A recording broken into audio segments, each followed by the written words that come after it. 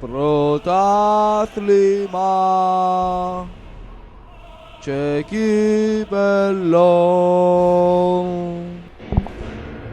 Εμάς τους Σπαρτιάτες έπαιψε μας ο ίδιος ο Ηρακλής. Έμαθαμε να εμπουτεύκουμε, να σούτουμε μες στον Καυκάν. Γιατί το να σου λύσουν τα μουτσούνια σου μες στον Καυκάν εν το καλύτερο πράγμα. Σπαρτιάτες, οι πιο αρτσάκιες στρατιώτες του κόσμου.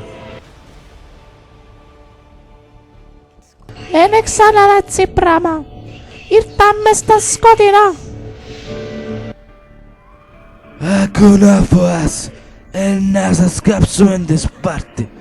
Μια φάουσα χώρες που την Περσική αυτοκρατορία έβαλα σας στο μάτι. Τι πρέπει να κάνει ένας βασιλιάς για να σου το βαρκώνται? Τι πρέπει να κάνει ένας ελεύθερος άνθρωπος? Απειλείς τους χορκάνους μου με δουλειά και θάνατο. Μπελάρες που λάλλεις. Μπελάρες. Κι ας τη ρέπεις στο άβρο!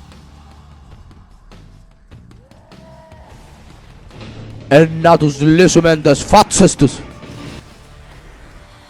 Αλλάξαν οι καιροί ρε παιδιά. Καιροί ελευθερίας. Και όλοι να μάθουν ότι 300 Σπαρτιάδες εψοφίσαν για να την προστατέψουν.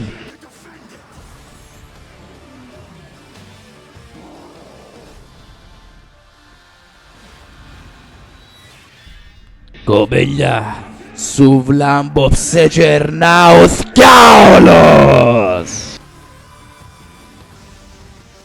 Γάμω τη ράτσα μου. Σκατόφατσες.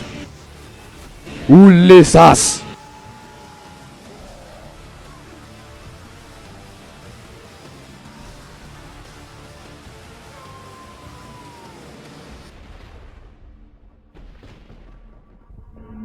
Θκιάολε κάμεν καστρούι.